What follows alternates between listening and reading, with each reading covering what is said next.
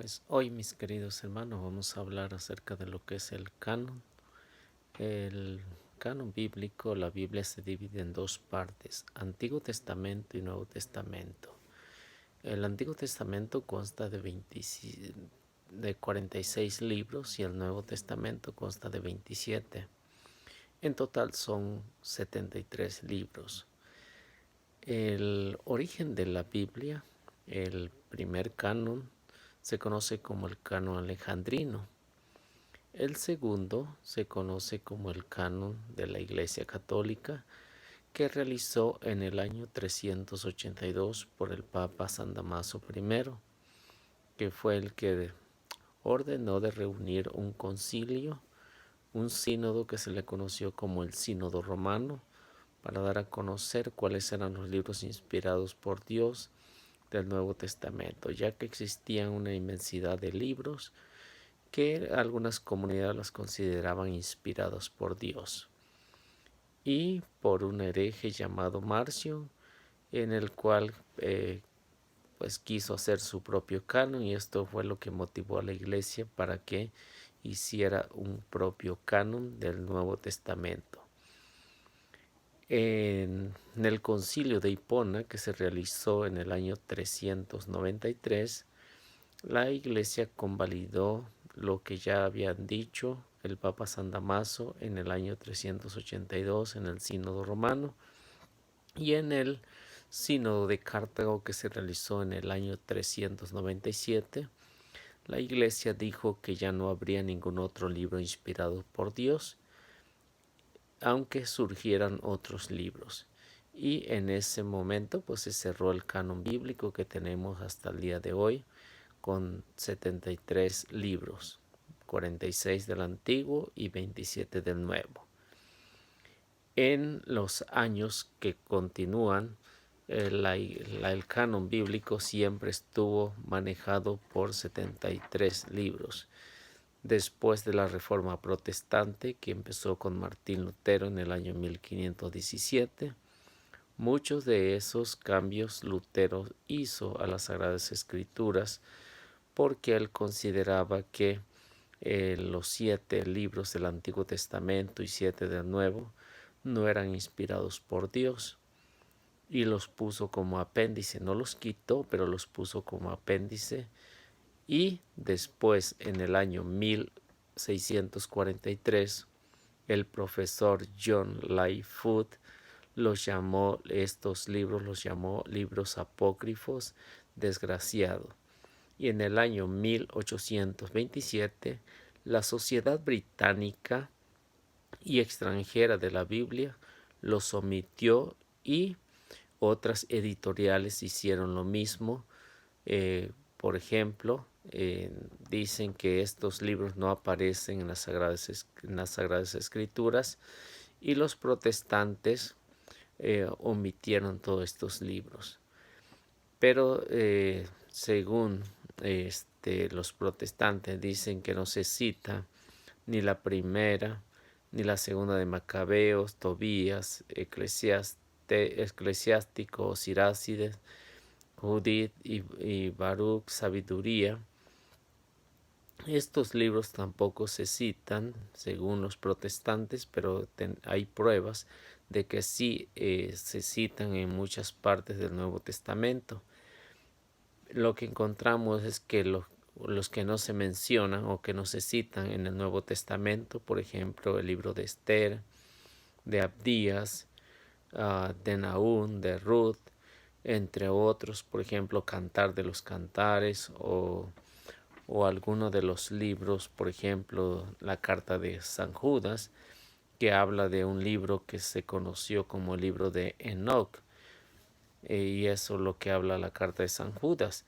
Entonces esto no tiene sentido en ninguna manera, porque los protestantes, según ellos, la iglesia los puso en el siglo XVI. Eso es falso completamente, porque si no hubieran estado en las Sagradas Escrituras, ¿cómo Lutero los iba a omitir? ¿O cómo Lutero habló de ellos si no existían en las Sagradas Escrituras? El desconocimiento de estos libros por los hermanos separados pues es grande el problema. La Biblia que aceptan ellos, los hermanos separados, únicamente tiene 66 libros.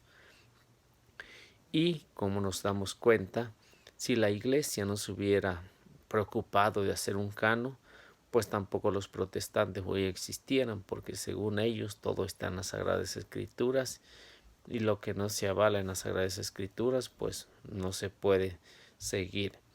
Entonces, como nos damos cuenta, el Papa San Damaso fue el primero que tomó la iniciativa, y si es un hombre inspirado por Dios, por el Espíritu Santo, tiene la autoridad y hasta el día de hoy. Entonces, ¿por qué ninguno de los hermanos separados estaban cuando se hizo el canon en el Sínodo de Roma o cuando se realizó el Concilio de Hipona en el año 393 o en el Concilio de Cartago? ¿Por qué no están ahí ninguno de ellos? Entonces, el considerar, decir, cuando platico con algún hermano separado y me dice que en las Sagradas Escrituras es lo único que aceptan ellos, y les pregunto si la Iglesia Católica que hizo el canon bíblico no los hubiera hecho, entonces tampoco ustedes existirían. Otra de las cosas, si la Iglesia es la que está en el error, ¿por qué aceptan el canon que hizo la Iglesia? Entonces tenemos que ver las realidades que existen hoy en día. Si algún hermano separado pues conoce y investiga, entonces se dará cuenta que la iglesia fue la que tomó la iniciativa de formar el canon bíblico. Otra de las cosas, ¿dónde estaban los hermanos separados cuando por primera vez se le puso capítulo? ¿Dónde estaban ellos cuando por primera vez se le puso los versículos? ¿No fue acaso un obispo que fue que le puso los capítulos y otro que le puso los versículos? ¿Dónde estaban ellos? Si realmente hubieran estado ahí en esas fechas, entonces tendrían razón. O que algún hermano separado diga, pues mi pastor o mi iglesia estaba en ese tiempo y aquí están los nombres cuando se hizo el canon bíblico. Entonces nos daremos cuenta que si ellos estaban allá, pues que lo puedan demostrar. Esta es una de las interrogativas que hasta el día de hoy debemos de tener en cuenta. Entonces, si la iglesia tiene la verdad, la Biblia tiene la verdad, entonces la iglesia es la madre de la Biblia. No fue que primero existió la Biblia y luego la iglesia, no, primero fue la iglesia y luego la Biblia. Y así nos damos cuenta que el canon bíblico únicamente lo hizo la Iglesia Católica inspirada por el Espíritu Santo. Hay datos, hay documentos, hay grandes santos, hay los concilios para que se pueda dar a conocer si esto era palabra de Dios o no era palabra de Dios.